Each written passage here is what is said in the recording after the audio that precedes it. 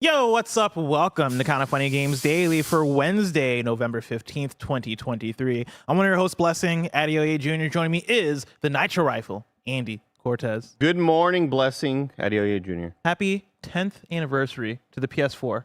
Oh my goodness. Yeah, it's wild. Man. And it doesn't feel that long ago.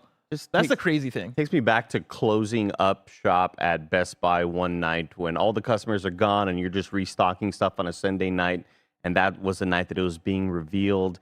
And then I went home and I listened to the Verge cast because I was really big into tech at the time, obviously, and I still am. But I was listening to the Verge cast with Nilay Patel and Joshua Topolsky. I don't know if the Verge cast is a good name for a podcast. I'm on the Verge. the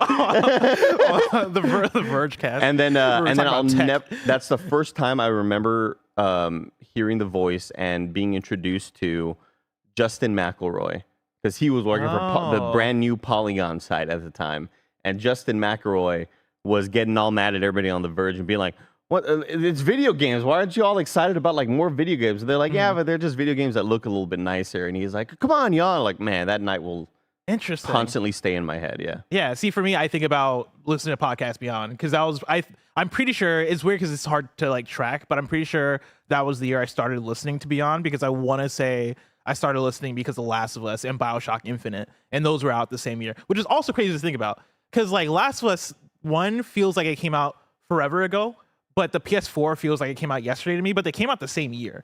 But yeah, like I remember listening to like getting started listening to that and then getting hooked, especially around the time the hardware was coming out and being like, yo, I need every single update. It was also GTA 5. Like 2013 was a wild year because beat for beat, it was like the most exciting game and then like, or most exciting games and then the brand new consoles. And it was a great year. It was also the Xbox One and like the slip ups they made at that E3 and like the whole battle of, oh man, the PS4 is about to dominate this thing because of all the DRM shit for Xbox. The shoe handshake. Yeah, the shoe handshake. God, yeah, it was everybody being like, "Oh, Xbox is done. We're never gonna see them again." Yeah. And then they bought Activision. Yeah.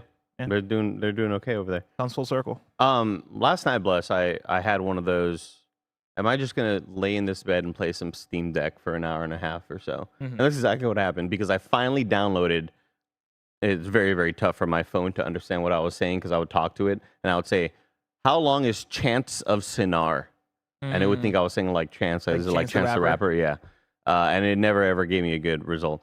But I finally downloaded and bought Chance of Sinar, CHANTS, SENAAR.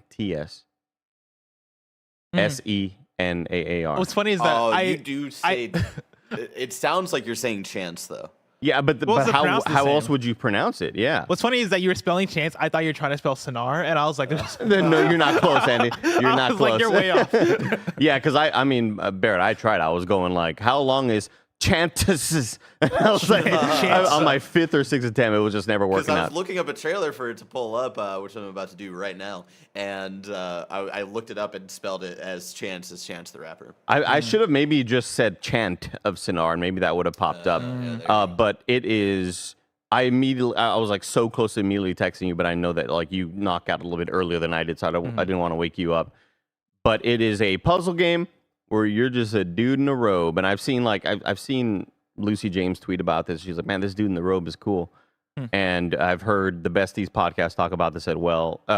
And you're essentially you're trying to figure out what's happening in this world while trying to learn people's language, the language of this world. So you might have.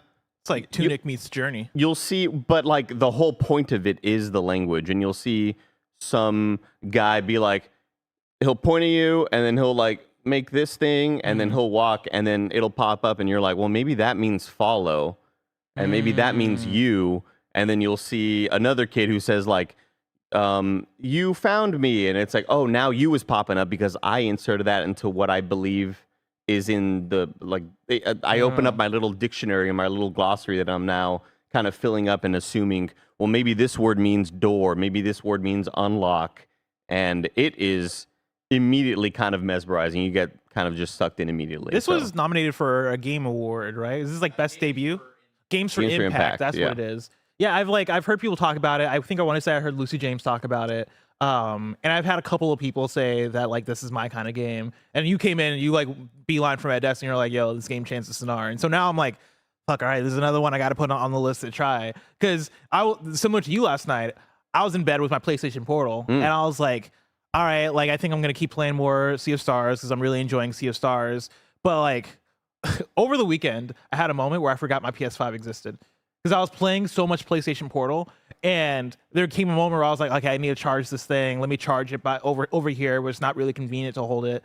Guess I can't play the game. Yeah, that's exactly what happened. I was charging it, and I was like, damn, I really want to play Sea of Stars, but my PlayStation Portal's charging. Like, I guess I'm just gonna do something else. And I was like, it hit me like 30 minutes later. I'm like, yo, I can just play on my PS5. Like my PS5 sitting right there. I had a similar moment. It was a similar like, dumb brain moment for me last night where I start remote playing my PlayStation at home, and I'm wanting to continue my save from Sea of Stars, but then I realized that where I left off of Sea of Stars when I was playing at work, I didn't leave off on a save point. Like I basically got to a moment after a big sequence, and we had to come record a show, and so I put it in rest mode, and I was like, I'll come back and play it and get to the save point. I never did that. And so when I booted up remote play at home and I was remote playing my home PS5, I was like, oh no, this is way before what I wanted. And so I guess I'll just play when I get into work tomorrow. And I put away my PlayStation Portal. I started to fall asleep, and I was like, as I was falling asleep, I was like, I could have just remote played my PS5 at work. Like that is the whole point of remote play that it doesn't fucking matter which PS5 I'm remote playing. But yeah, dude, like there's something different about just having a handheld thing and being able to play like a small indie game on it. It just hits different. The Steam Deck totally reawakened my love for handheld gaming, mostly because I've never liked the positioning and you try to get comfortable in bed. I just was never a big fan of it. But having these small little experiences, these bite-sized experiences you can have right before bed. Here's an hour and a half. Maybe not stimulate the brain too much. I'm not trying to play Sekiro or something like that. Playing something while horizontal just hits different. Yeah, when I'm like laying in the couch on the living room and I'm just like this is different. It sure does. It just feels great. I'm so close to like, I want to buy a really damn good gaming laptop and have it in bed with.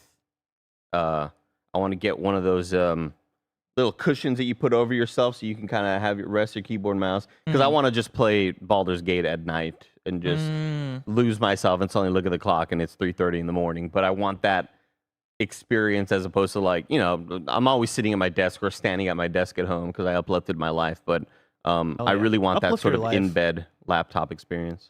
Let's also uplift today's news because today's stories include Last of Us HBO might have found its Abby, Super Mario RPG reviews are in, and more, because this is Kinda Funny Games Daily. Each and every weekday at 10 a.m. live right here on youtube.com/kindafunnygames and twitch.tv/kindafunnygames. We run you through the nerdy news you need to know about.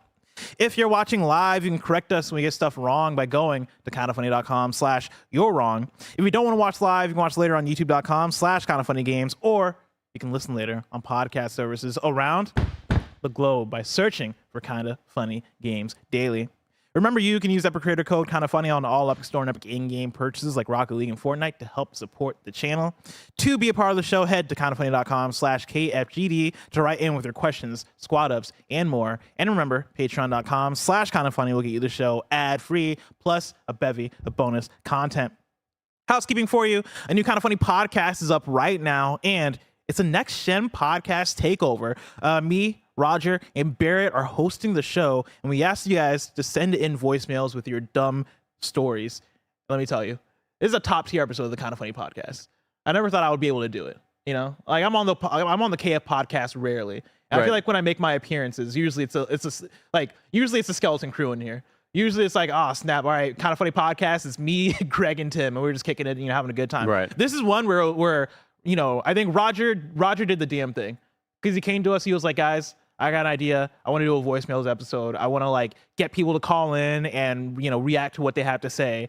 And I was like, all right, cool, that sounds fun. Barrett was like, you sound dumb as hell, Roger. It's never gonna work. He didn't say it like that. I didn't say it like that. But I just thought it in my head. He thought it in his head. But like this episode is, I think for me, my favorite episode of the quote unquote Kinda Funny Next Gen podcast. But I also think a top tier episode of the Kinda Funny podcast. It's a really fun time. And then also, you can still get Nerf Alice's iconic shirtless Spider-Man as the premium collector's item this month. That's the shirtless Spider-Man t-shirt. You can get yours at patreon.com/kindafunny. Thank you to our Patreon producers, Jackson Hampton and Delaney Twining. Today brought to you by BetterHelp, but We'll tell you about that later. For now, let's begin with what is and forever will be the Roper Report. It's time for some news. We have 7 stories today. A baker's dozen. Starting with our number 1. The Last of Us Season 2 has a new top Abby actress contender, says a report I'm pulling from Paul Tassi at Forbes. Now that both the writers and actor strikes are over, everything can get back to production, and that includes The Last of Us Season 2, which will start up in January 2024 before a release much further down the road. The central question about Season 2 has always been who will play Abby, the season's co-lead, given the events of the second game, opposite Bella Ramsey. Now, a new report from Jeff Snyder, routine industry insider, says an actress is poised to win the role of Abby. That would be Caitlin Dever, or Dever. I'm actually not sure how to say her last name, but Caitlin Dever. I forget what the movie was that I've seen her in. I think it might have been Booksmart. A development I would find sort of wild. This is back to Paul Tassi at Forbes. Given that all the available actresses, she seemed like the most dead ringer for game Ellie. Yes, Booksmart, you're correct. Booksmart, hell yeah. And she even did a table read for the role. Snyder says she attracted fresh attention after her recent alien horror film, No One Will Save You. So what is the argument for Dever's casting outside of this report? And then he bullet points it. She has a similar complexion to Abby. She is one of the few dozen people co-showrunner Craig Mazin follows on Instagram. She would already be familiar of those working on the show or familiar with those working on the show if she's already read for Ellie. She's 26 but looks younger, and Abby is supposed to be in her early 20s. And then while she does not have Abby's size, she and everyone is bigger than Bella Ramsey, who is a tiny person, which sounds like a roast of Bella Ramsey.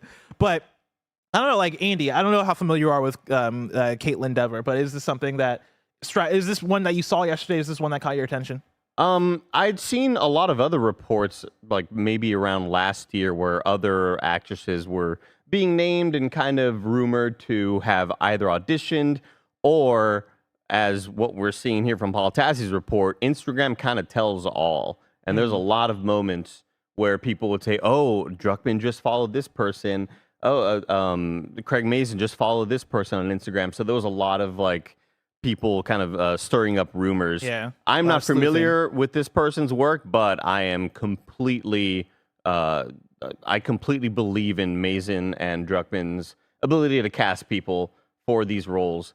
They know what they're doing. They know who's going to best portray these characters that they love and will be writing for. So, yeah, you said you saw her on Booksmart. I know about this Alien movie. It looked a bit too scary for me. I've seen it kind of on TikTok, people talking about that No One Will Save You Alien movie. Alien movie is just a little too much for me. I feel that. I can't do that. I mean, Joy Noelle, when this news dropped, she dropped in KFGD, our Slack channel, and then she said she's so good in Dope Sick and Unbelievable. This would be great. She's a movie bro, yeah. Yeah, and Joey's a movie bro, and I really liked her in Booksmart, and I really liked the movie Booksmart. It's a fantastic movie. But I'm down for this. It is kind of uncanny when you look at her because she does look so much like the video game version of Ellie in a way where I'm like, oh man, I would have loved to been in those rooms when they were deciding like, okay, well, Bella Ramsey is great, but also Caitlin is like, it is striking how much she looks like Ellie. Yeah, it might have been like, I do wonder if when she was doing those reads, if just like what she was bringing to Ellie didn't quite fit for Ellie, and then they kept her in mind because that's just how it shakes out sometimes, Yeah, and also like I think there's something to be said about the star power of The Last of Us and how like I do think when you have the stars being Bella Ramsey and Pedro Pascal, like there is like a level of, oh damn, but like, this is a duel right here when you're thinking of star power. And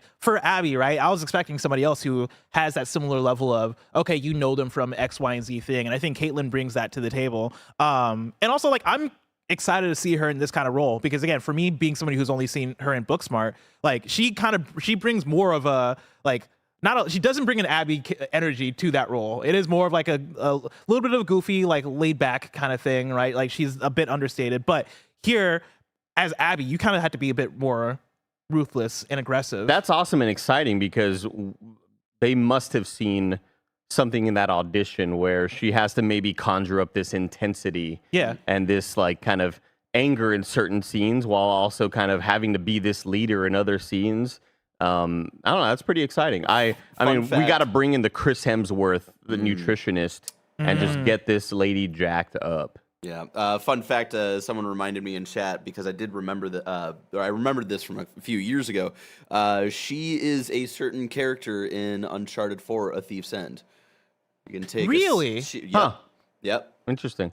You can take a second to think about it. It's very obvious. That's too, but wild. Yeah, I never would have put that together. And for people saying in chat that she's not much taller at all than Bella, look, you could put lifts on people. How do you think Tom Cruise and Robert Downey Jr. have been dominating the industry? Oh my god. Why do you think Greg towers over the rest of us? You know. Yeah. Exactly. Why do you think nobody has noticed that Kendrick Lamar is 5'5"? Yeah. You know what I mean? Larger Short than king. life. Larger than life. But yeah, this is exciting. I'm excited to see what season 2 has to offer, and yeah, I'm excited to see what it takes. Like that was my thing when they first announced Bella Ramsey. Like Bella Ramsey wasn't somebody in my mind where I'm like, oh, that's Ellie right there. But then she played an excellent Ellie, Yeah. and so I will see what Caitlyn brings to the table. For now.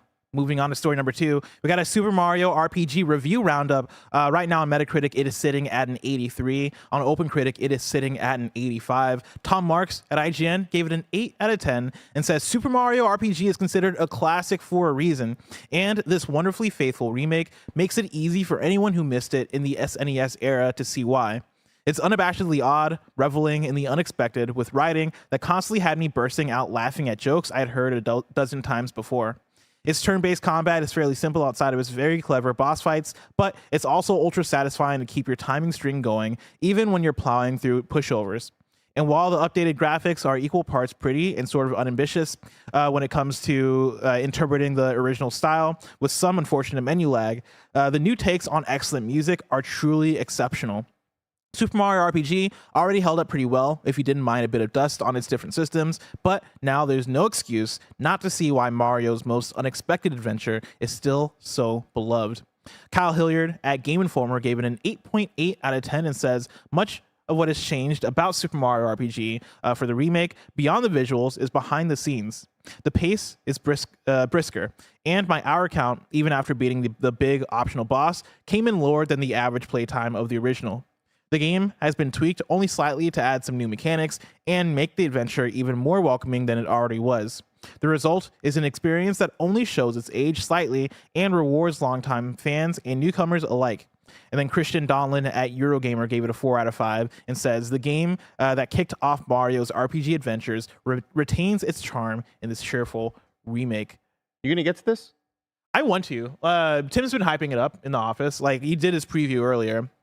And like even before that, like I was sitting at my desk and he came over and he showed me how it looked on the Switch, and it like the art style of it, when he was showing it to me, looked better than what I had seen in the trailers. Now the OLED, granted. Yeah. That's the thing. It's the Switch OLED, but I think even with that, I saw the original trailers and I was like, okay, well this looks very polished. This looks how it feels like Nintendo has a design bible for what Mario needs to be. It is round, family friendly, inviting. Like Mario kind of has had this polished look for what feels like decades. I thought that was going to get in the way of the charm and like the art style of what I want out of an RPG, right? Like if you want to do that for a sports game, cool. If you want to do that for like new Super Mario Brothers, all right, cool. But like I don't know if I want to play a full-on RPG with that kind of polished art style. When Tim showed me the game on his screen, on his OLED screen on Switch, I was like, yo, this actually looks really gorgeous. Like I actually really like how they're interpreting a lot of the Mario art style here. And it makes me want to try this out. I think eventually I'm going to get to it. The tough thing is we're entering into a new season. You know, like it's on the horizon. It's on the horizon. The farmers are out there with their crops, and they're like, "Oh, you know, you could feel it in the air right now." The smell in the air is slightly changing. The smell in the air is slightly changing. The groundhog has come out, and we're entering into JRPG season. And so the gaming groundhog. Yeah. Ooh, yeah, I like that. The GG. He comes out with just like a little bag of Cheetos next to him. The GG comes out with some Doritos and a Mountain Dew. Yeah. But we're entering into JRPG season, right? And like I'm kind of kickstarting this for myself because I've been playing Sea of Stars. I really want to keep playing Sea of Stars. But I'm playing that right now. Mario RPG is about to come out. Yakuza, the man who erased his name, is out, and I'm not gonna play that, but I know many Yakuza fans are. But then as we get into the new year, dude, we're talking about Persona 3 Reload. We're talking about Final Fantasy 7 Rebirth, right? Like, we're entering into an era where it is turn-based RPG, JRPG, Persona 5 Tactica. Tactica just came out. The other Yakuza game, Infinite Wealth, is coming out like a week before Persona 3 Reload. Re Fantasio later in the year, also from the Atlas Star team. Ocean R just came out as well too.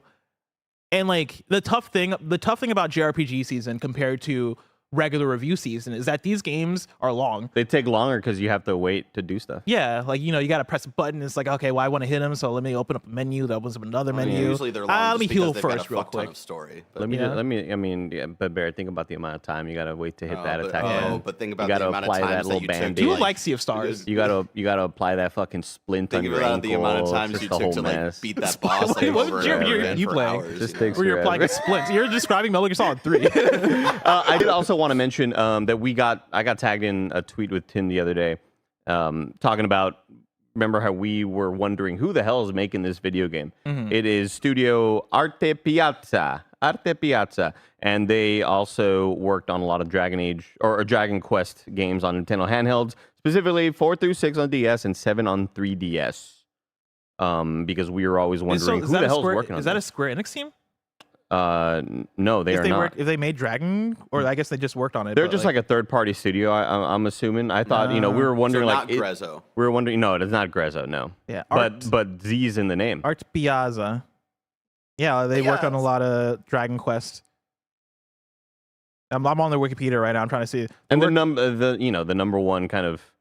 It's on their Wikipedia. It's from RPG. The thing everybody was coming away with was like, oh, no wonder the game's good because they've shown in the past, that they are always a studio who's going to make quality RPGs. Yeah, they worked on Romancing Saga 3 and 2.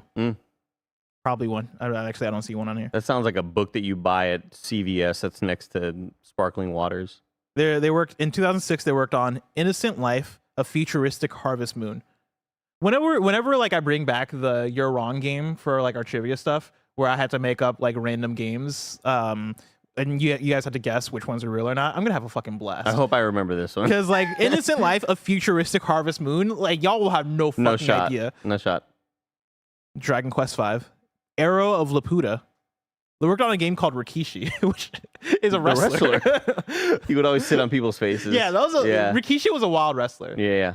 That him and it was Tajiri the one who would like spit this poison in your face or whatever. Yeah, you'd go blind, you'd go crazy. Bring back the Attitude Era. You'd start to hallucinate. God, are you gonna play this Mario RPG? No, not enough time. He also hates turn-based. Not enough time. You gotta wait. You don't hate. Do you hate all turn-based? Like, is there a turn-based game that you love? No, I don't hate all turn-based. But what's your favorite turn-based game? Pokemon. Okay, you hate turn-based. I mean, yeah, it's probably that.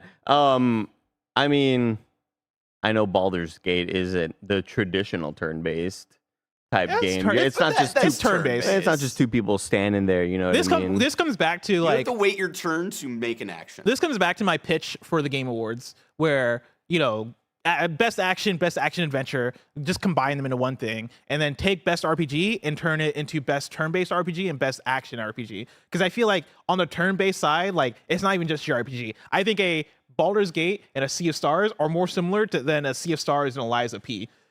Still like different genres. Eliza P is fucking excellent. What a good game. God, I hope it wins. I've been having a good time gathering a bunch of assets for our GOTY graphics whenever we do our Game of the Year podcast, which will be next year. Mm-hmm. But I've just been like gathering all the stuff for the back walls, and like things are starting to look really sick so far. I'm very excited. I hope Eliza P makes it, because that's gonna look reol good on the on the back wall. Oh yeah, on the front wall. Moving on to story number 3. I want to do a little bit of a live reaction. Ooh. Because a new trailer dropped yesterday that I've still not watched yet, that Roger was hyping me up on. And I was like, okay, let me get around to it. I never got around to it until now. Pokemon Concierge gets a December premiere date. I got a quick thing from Adam Bankhurst at IGN where he writes, Pokemon Concierge, Netflix's upcoming stop-motion series that takes place at a tropical resort built for Pokemon to relax and have fun, will premiere on December 28th, 2023. Netflix released a new trailer alongside the premiere date, and it is an adorable look at the series that is giving us vibes of a more wholesome White Lotus. Barrett, if you can bring up the trailer. My name is Haru. So you got a cool stop motion animation style. Uh-oh. Baron Our is gone. job Can't is see to it take anymore. care of these Pokemon and ensure they enjoy the resort. Baron, our In screen's other black. words, There it you'll is. be the Pokemon Concierge. The Pokemon Resort. I can't believe I'm actually here.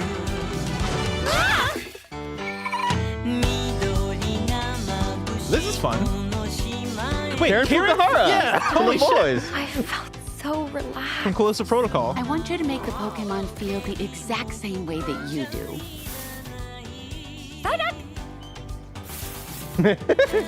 Huh? The Pokemon don't exactly tell you what makes them happy. And I have no idea what I'm supposed to be Oh, doing. it's that lantern Pokemon. It's like a wholesome robot Well, chicken. most humans won't say it to your face either. They say things like, Just because it's "Take a guess." claymation. Just because it's stop motion. all claymation is robot chicken to me. I automatically default to They're all claymation even though it's not clay. interesting, right? Damn. This Look at that one is Mudkip. Hoppip. This is Mudkip. And the yellow one is Pikachu. No, I mean, it's Psyduck. This is cute. Oh man, what a cutie. She's on a Dragonite. Got Psyduck rolling down a hill. Describe him for the audio listeners. Yeah. Is this all Gen 1 and Gen 2 Have another Pokemon? fun day at work. No, I saw that lantern freak. Those little monkeys Welcome. too. It seems like they're doing a lot of Gen Resort. 1 stuff, which I'm down for.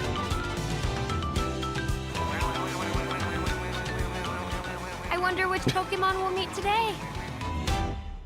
I feel like Psyduck might low-key be an underrated Pokemon. You Psyduck mean- is cute as hell. Chastity has been saying it for years, man. You mean one to take the one that needs more of the spotlight, Yeah. sort of thing. Because I get that Psyduck's not Pikachu or Eevee. Psyduck might be getting close to up there with Eevee. I feel like Psyduck is cute as fuck. Here's the thing: Psyduck has to have felt very, very kind of offended by Pokemon trying to shove Togepi down our throats back in the day. When Togepi was coming on, they're like, "Hey, this is the next cute one that everybody's gonna fall in love with." And Psyduck's like, "Homie, I was like, "I'm right promised here." stuff for season. Yeah. Like, what the hell, you know?" Because what? Well, Misty owned Psyduck, right? Maybe. Right? Am I crazy, or was it like Team Rocket? No, Psyduck was Misty's Pokemon. Was it Misty? And 'Cause, then like, Misty- also Togepi was... Yeah, Misty also. So yeah, I could see the scenario as Psyduck where it's like when like your parents have a new baby and you're like, oh, I don't have any, like the attention is not on me anymore. Yeah. Like what the fuck? Like I'm still here. I Yeah. still have needs. I could see Psyduck being in that scenario, except Psyduck, there's not a thing going on behind those eyes. Oh, not at all. There's not a thought going on. Psyduck was promised to get playing time next year. Then they drafted a new quarterback that is Togepi, and Psyduck's like, "All right, well, I'm going to request a trade. Like, I'm going to take me to Digimon." What happened to that one 3D animation movie where they remade the Mewtwo story? Oh, that came out. Yeah, but like, Did people there's like nothing it? more? Like, I wanted more because I loved that art style. That art This style was during really the good. pandemic. It kind of blew me away in terms of like reimagining what this Pokemon world looks like in a 3D art style. I know it wasn't a lot of people's jams, but I freaking loved it.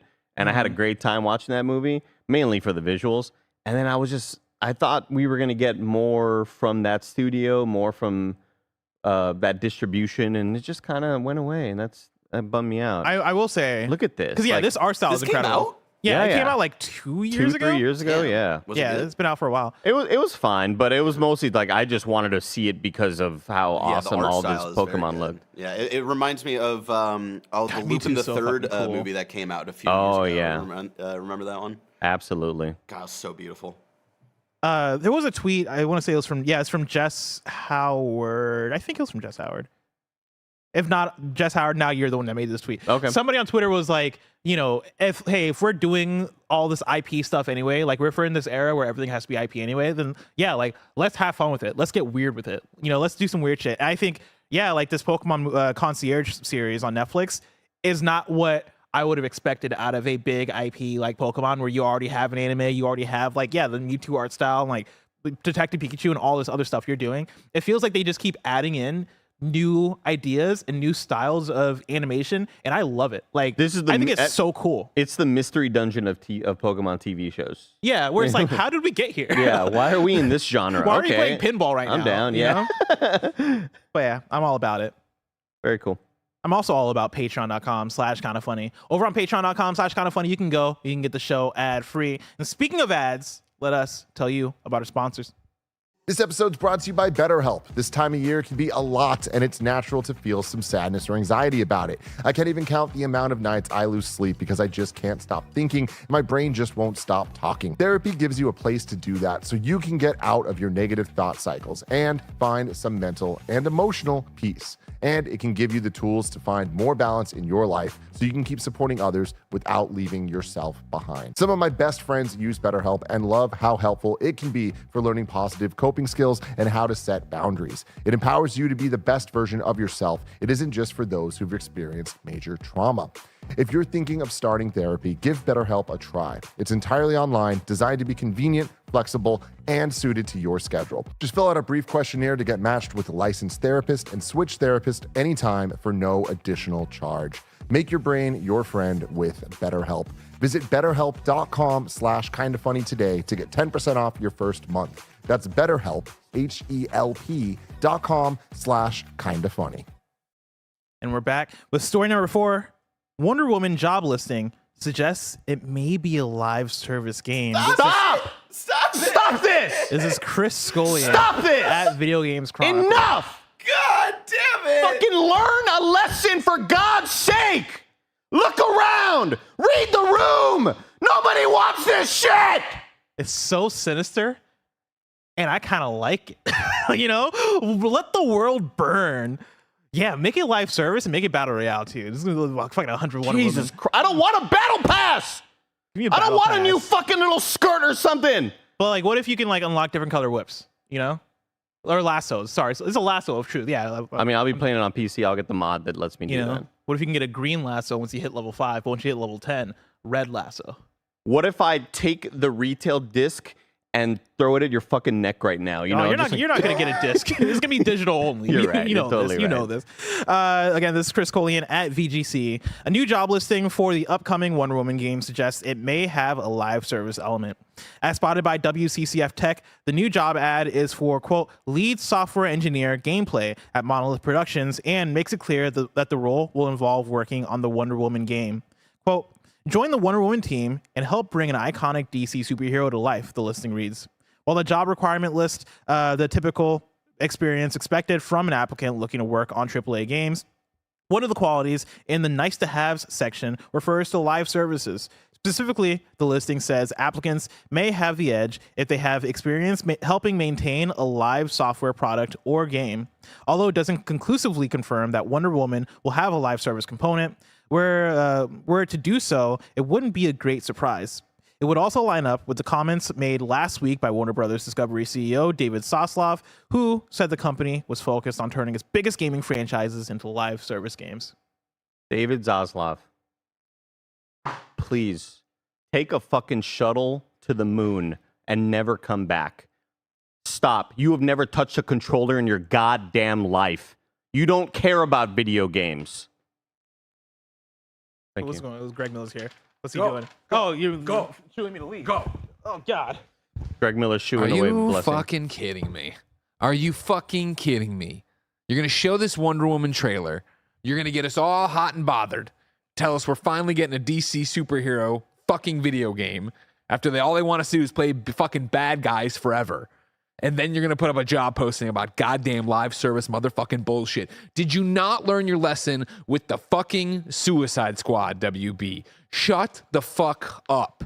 Don't do this to yourselves. Don't do this to your fan base, all right? Suicide Squad, dead on arrival. I don't care how many fucking podcasts you do or little vlog things you do. It's over for you. It's done. This is your chance to be a reset. Experience helping maintain a live software product or game. Nice to have. Like, Greg, this sounds like they're going to decide to make it a live service game maybe like 2 months after it comes out. Like, it'd be cool if we could make it a live. Like, look around. Look at what's happening to the industry. Look at all of these development studios trying to make it in this space and immediately failing, getting shut down before games even come out. You better pray to God. How many fucking Wonder Womans are going to be running out there?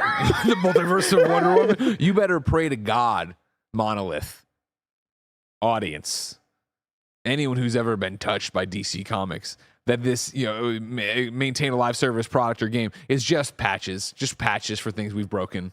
This thing didn't work right. We need Hopefully. to patch it. We need to put it out there. Because if there's a fucking battle pass for this, for Wonder Woman,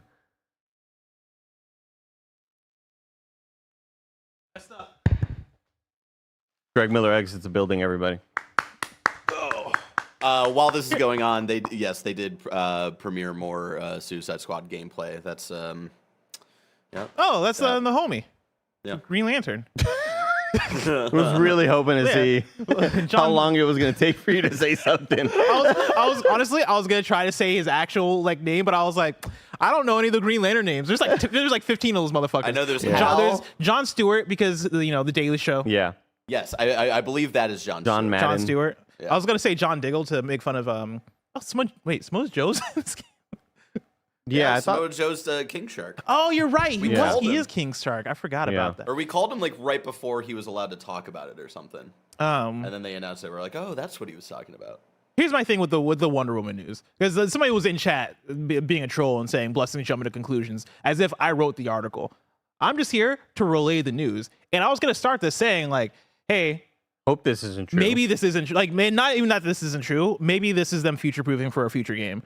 I think the job description thing is job posting thing is so loose because oftentimes job postings come up because somebody just left, and so if they just lost somebody who does have experience in live service, and for WB, their future being, hey, we want to have more live service games, this might not be for Wonder Woman. This might be for whatever comes after Wonder Woman, and them future proofing for, hey, we want to have people that are skilled in this because this is the direction our publisher is going. I think that's very much a possibility, and that's probably even more likely. But yeah, I also wouldn't write it off that Wonder Woman is being eyed for what this live service thing is. I'd have way more faith in your point of view had David Zaslav not come out with that. Yeah. We want more games in the live service space.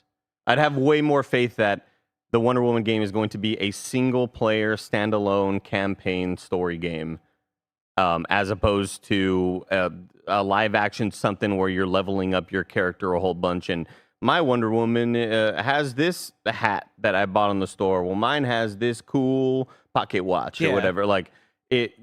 If David Zaslav never came out with that statement, I would believe in the good of video game developers and video game publishers. But I'm losing a lot of hope, losing a lot of faith. I think the reality of it is I think no matter what, I think the Wonder Woman is going to have some sort of post-launch microtransaction type thing. And this is me going off of Monolith's previous game because they made Shadow of War, and Shadow of War came under fire for that exact thing.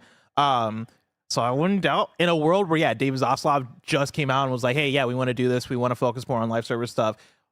I think Wonder Woman, even if it comes out as a single player action adventure thing, you're still going to be probably buying different lassos. And we know that this isn't the end of this.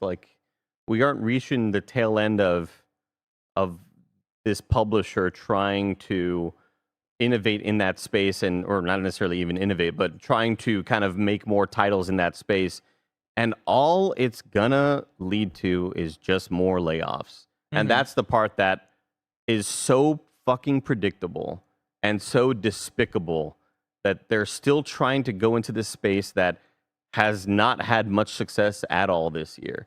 A majority of the layoffs, I would say, are from games that were trying to get into the games as a service space, where you're buying a monthly thing, or you're getting the battle pass, or you're trying to level up, and there's a new boss to take down, or a new campaign, or whatever.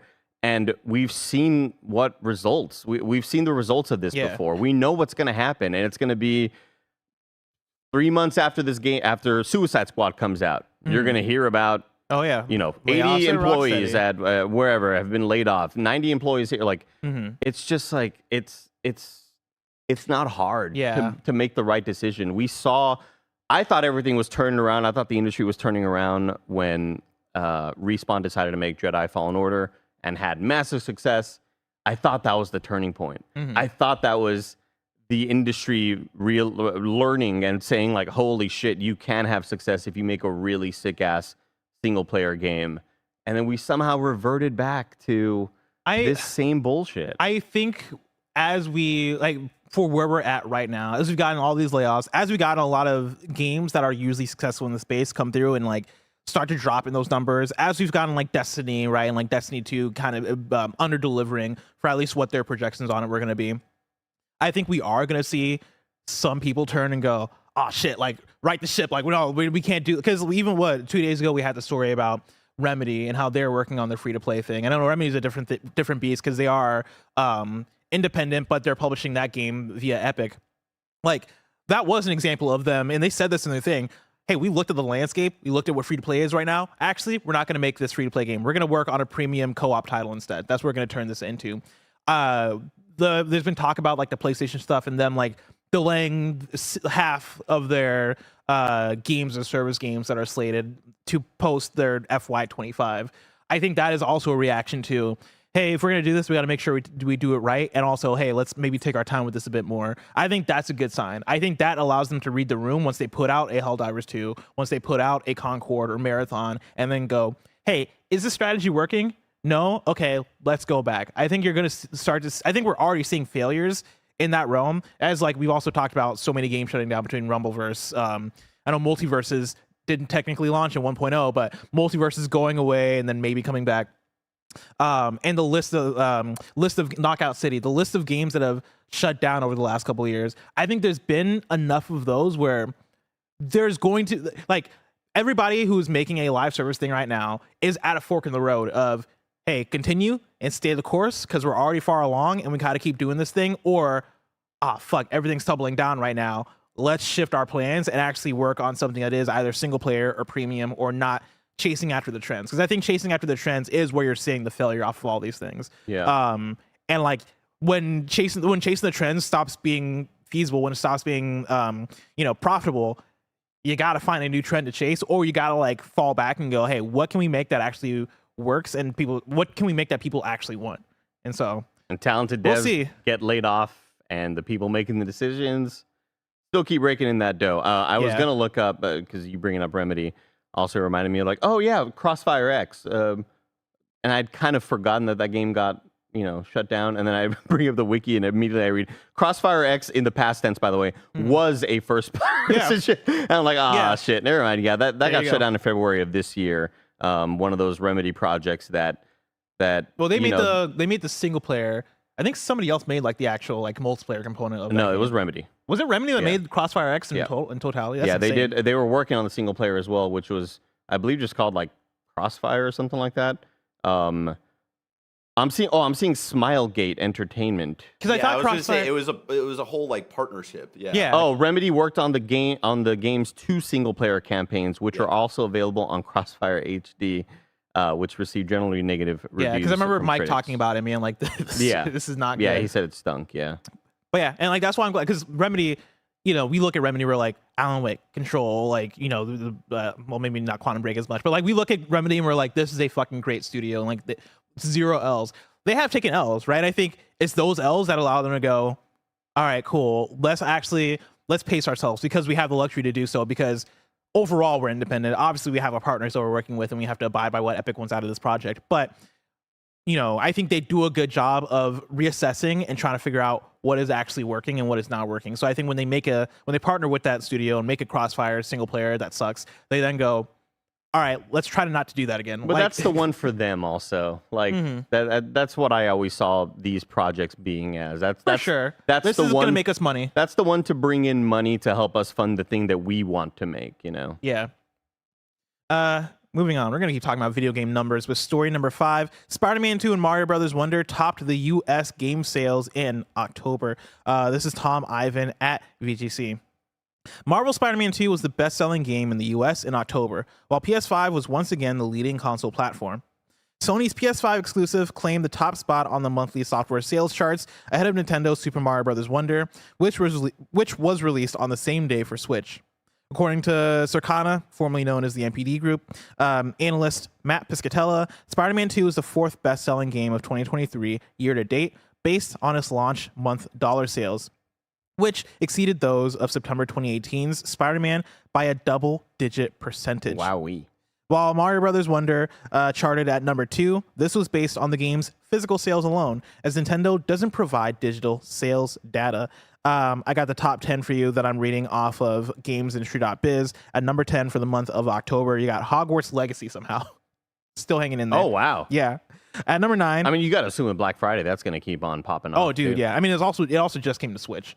And like I've had friends where I had a friend that was like, "Oh yeah, I want to play this Hogwarts game, but I'm waiting for it to come to Switch." And I was like, "You sure you want to do that? Like, I don't know if the game's gonna run as well well, like they're not that big of a gamer. Sure. They just have a Switch and they love Harry Potter. Yeah, And sure. so a lot of people are gonna pick it up for Switch. Sonic Superstars comes in at number 9. At number 8, we got NHL 24. At number 7, UFC 5. At number 6, we got Mortal Kombat 1. At number 5, EA Sports FC 24. Above that, we got Madden NFL 24. At number 3, and this is the US charts. At number 3, we had Assassin's Creed Mirage. Oh, good for Assassin's good for Creed. Mirage. That's shocking. Yeah. At number 2, Mario Brothers Wonder, and that's just physical. And then at number 1, we got Marvel's Spider-Man 2. Cool. A lot of money being made out there. Now I'm clicking into the top 10 because like I remember when I pulled this, there was like one that was like number like 20 or so that surprised me. Yeah, Lords of the Fallen was number 20. And Lords of the Fallen came out. Digital Last sales not included for Lords of the Fallen. Oh, okay, that's a good call out. Like, it has that asterisk right there. Because I was gonna say that's Lords kind of of the even more Fallen impressive. came out like earlier in October, and so I thought it would have been higher given that. But yeah, not digital sales. Damn, Elden Ring at 15. Good for Elden Ring. Wow, And Metal Gear Solid Master Collection Volume 1, number 12. Forza Motorsport number 17, and that's its debut on the top charts. Jedi Survivor is still hanging in there. You know, Starfield. I gotta assume Jedi Survivor is gonna get another big, similar to Hogwarts Legacy, this big sort of holiday push as well. Yep. Minecraft. If you had asked me, I would have told you Minecraft was free. It's a good call. Yeah, it's not a bad call. Minecraft being on the top 20 is insane. We still buying Minecraft like that? I think we bought Good for several y'all. copies when we were trying to do our Minecraft streams. I'm that pretty sure lasted I've accidentally bought 2 Minecraft days. sometimes. Like, I definitely owned Minecraft on an iPad or something like a decade ago. Sure, yeah. Yeah. You cross a toll road and you accidentally paid for Minecraft as well. Yeah. Moving on. Story number 6. Barrett, it's going to be okay. That's what I'm going to start off with. It's going to be okay, Barrett. Persona and Yakuza could be adapted into movies, Sega says. This is Ryan Dinsdale at IGN. Film adaptations of Sega franchises like Persona and Yakuza Like a Dragon, Yakuza / Like a Dragon, I should say, are a possibility, the company has said. Speaking to CNBC, Chief Operating Officer Shuji Utsumi said Sega is looking to continue the success of the Sonic the Hedgehog film adaptations by growing the reach of its other franchises too. Utsumi mentioned Persona and Yakuza / Like a Dragon specifically when talking about which other franchises it could expand, making clear Sega is considering several potential different areas of business to bring these IPs to. Quote, "We just revived Sonic in a big way.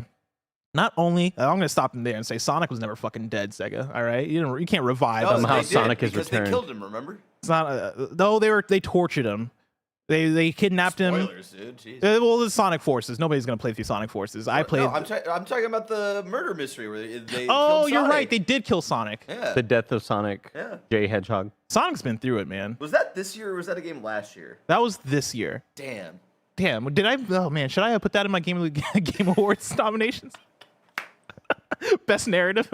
So the murder of Sonic the Hedgehog. You know what? For you, I'll put it on the back wall. Sick. Okay, appreciate it. That's it.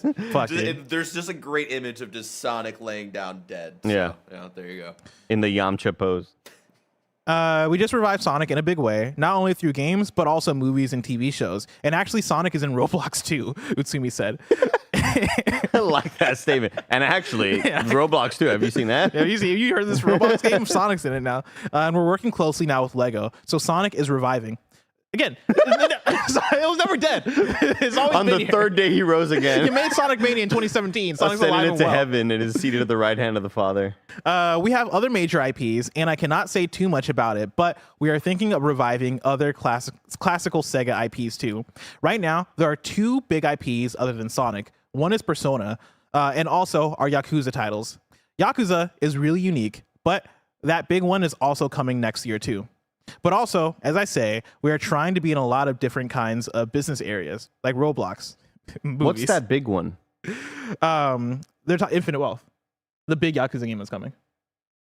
Is that the one where you're like on vacation Yeah. in Hawaii. America? Yeah. It's Hawaii or Ichiban. They have the mode that's like Animal yeah. Crossing. Okay. Not to be confused with the one that just came out. They're releasing 2 Yakuza games in 3 months. Yeah.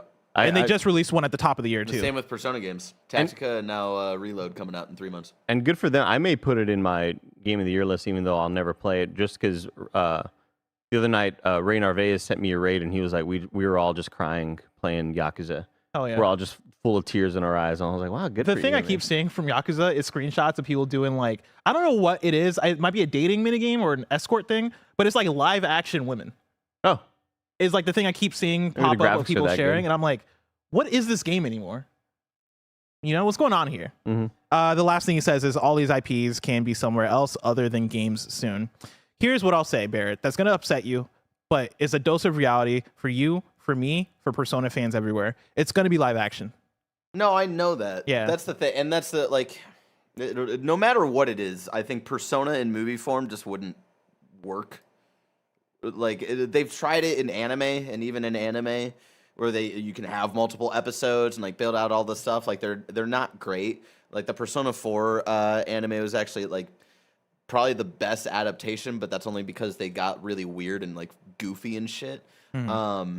I just don't see that IP being something that could thrive in that kind of medium, no matter what it is, whether it's animation, CG, live action, whatever. It's just like a lot to do in like a 2-hour kind of format. I do see Yakuza working in like a movie format. That's the thing is a live action Yakuza movie Does sound that pretty actually good. sounds fire. Yeah. I think that is going to be a good time.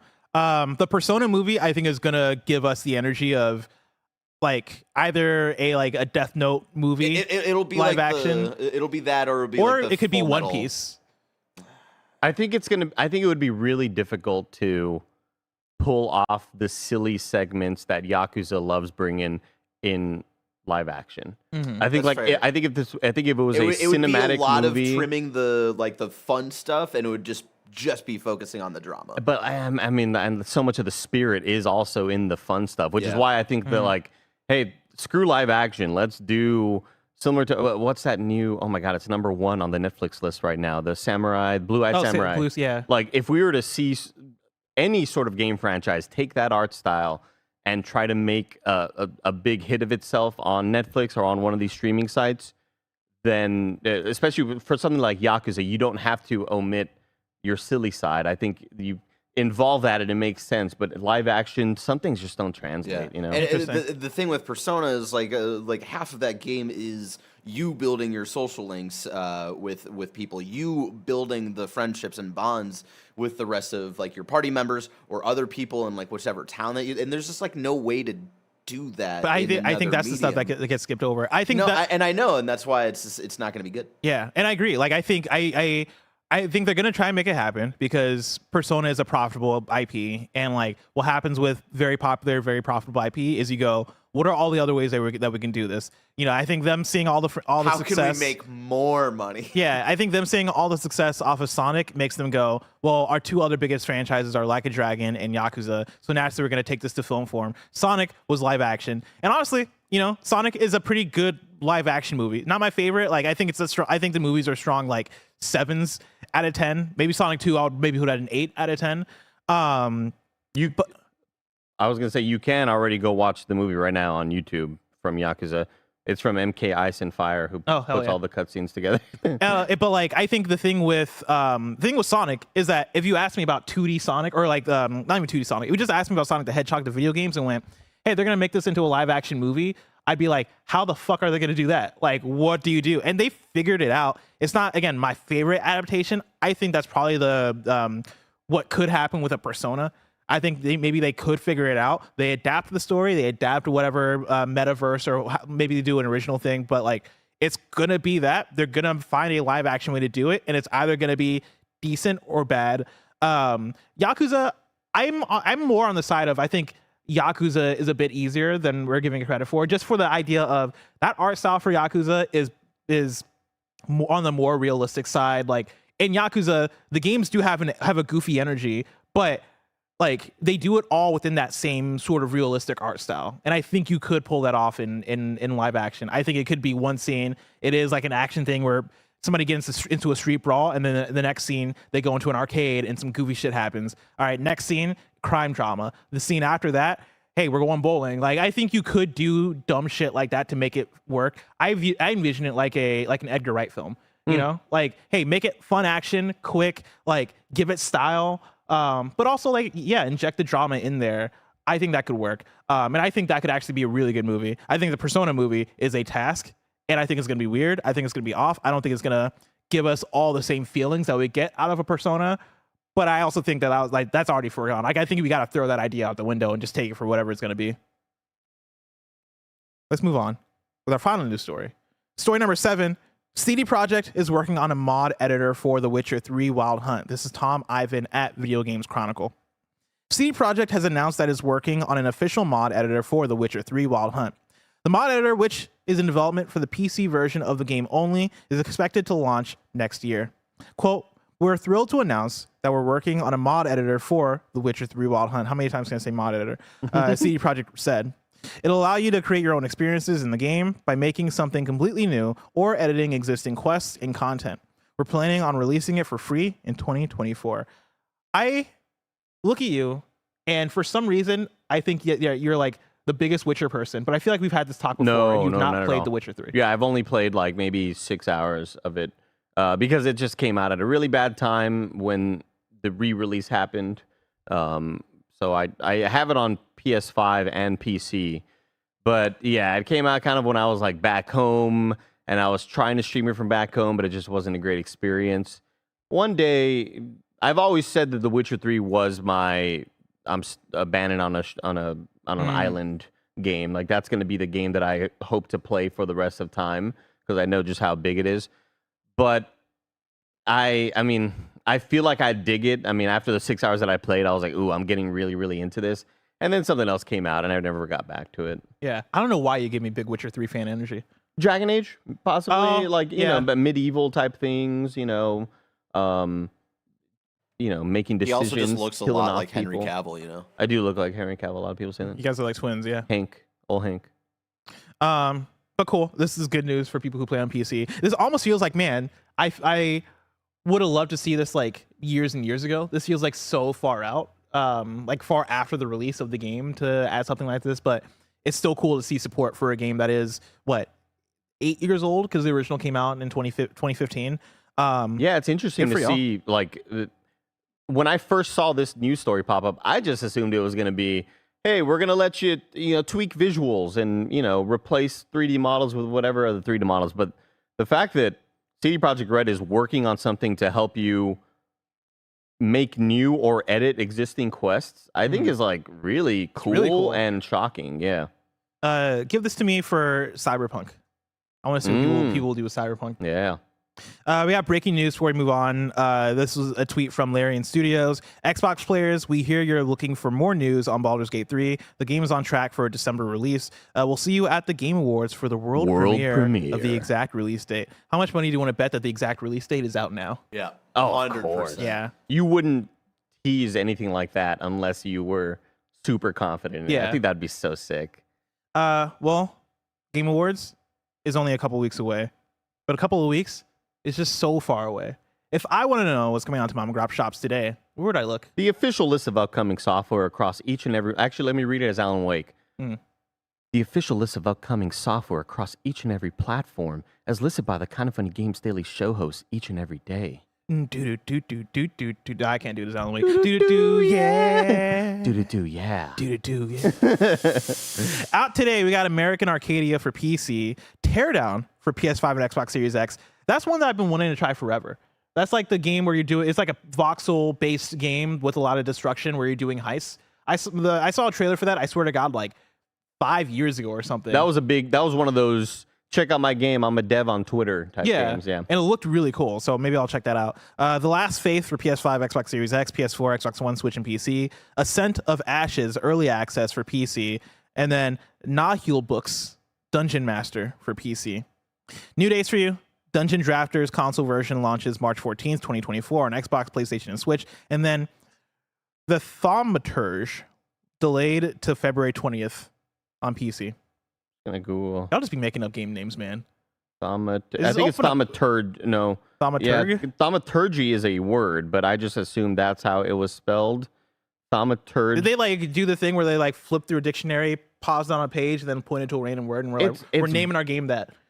Very Because where do you likely. find that word? I've never heard of that word in my It's life. a D&D sort of, it's a very like fantasy based thing. It's purported capability of a magician to work magic or other paranormal events, or a saint to perform miracles. It is sometimes translated into English as wonder working, but thaumaturgy is kind of like the Thaumaturgy. Yeah, I think I've seen that in Baldur's It's like Gate. it's like actually. blacksmithery, but for magic. Yeah, exactly. Okay. Exactly. I mean, I see that's a word I made up. I don't think yeah. blacksmithery is the way to say it. But deal of the day for you: PlayStation Plus Premium / Extra games for November 2023 have been revealed. You're getting teardown. Oh, cool! Teardowns on PlayStation Extra.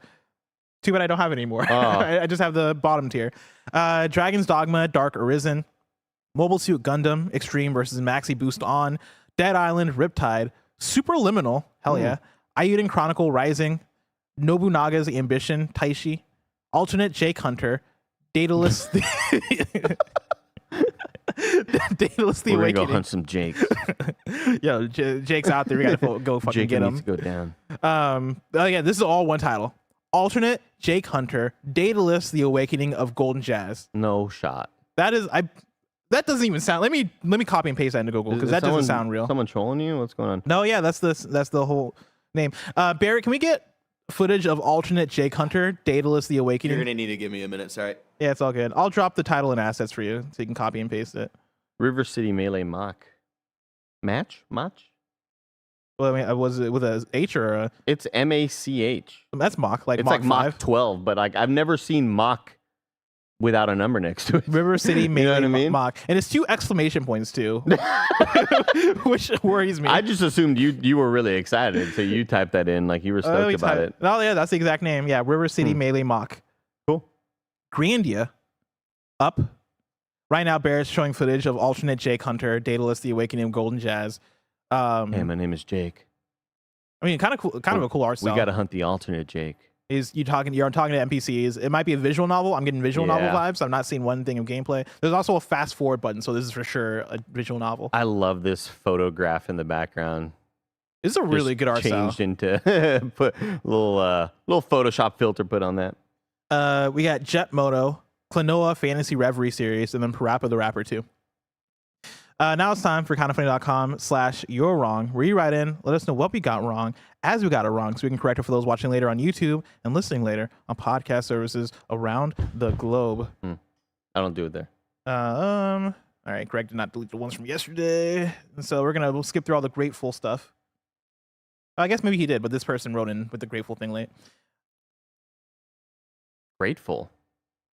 Yeah, it was a whole thing yesterday where we were talking Grateful. about somebody had the username Grateful Dread, and Greg was like, "Oh, they're not spelling it like Grateful Dead." But then no, actually, Greg was like, "Wait, is this how Grateful Dead spells it?" And we're like, "Yeah." And they're like, "Why are we spelling Grateful wrong?" And then it took me a second to realize that was the spelling of Grateful. Yeah, Are you talking like ATE or ATE. Yeah, E-A-T? he thought it was GREAT. Ah, So, okay. yeah, innocent mistake. I'm not mad at it. Full of great. Cyberic says there already was a Yakuza movie based on the PS2 games called Ryu ga Gotoku, and there's more. It was made Thank you for that. It was made by Takashi Miike. I can only my skill in reading Japanese words can only go so far before I'm like, I hey, think you always do a great job. yeah, like I'd rather, yeah, like I don't want to like mispronounce things to the point of like, okay, now it's a problem. Like, Yeah. I don't want to come off like I'm like Give up after one. Sonic fan says in Sonic 06, Sonic was shot in the chest and died. And then he got kissed and resurrected, and he turned into Golden Sonic. The human kiss brought him back to life. And then he goes on to say the kiss What a was dreadful franchise. the kiss was bestiality and necrophilia, is what Sonic fan says. That's true. That is a fact, yeah. And then Radic writes in and says, bless about the modding tools for Cyberpunk. There's our Red mod, our RED mod, free DLC for Cyberpunk 2077, which adds integrated support for installing and loading mods into the game and provides an official modding tool that will help you use, modify, and create your own experiences in the world of Cyberpunk 2077, Man, you're going to be a little PC gamer. ain't including ya? custom sounds, animations, scripts, and more. Hell yeah. That's a good one. Love that. What Cyberpunk, right? What a game. What a game. That's a good game right there. Cyberpunk game, the images for the back wall looking really sick. I'll Oh, tell you yeah, that let's much. go. Let's I'll tell you go. that much. Tomorrow's hosts for KFGD are going to be me and Tim. Of course, this has been Kind of Funny Games Daily. I should say that there's no post show because instead we're going to live react to a fun trailer. And so stay tuned for that. But of course, each and every weekday live right here on youtube.com/kindoffunnygames and twitch.tv/kindoffunnygames. We run you through the nerdy news you need to know about. Until next time, game daily.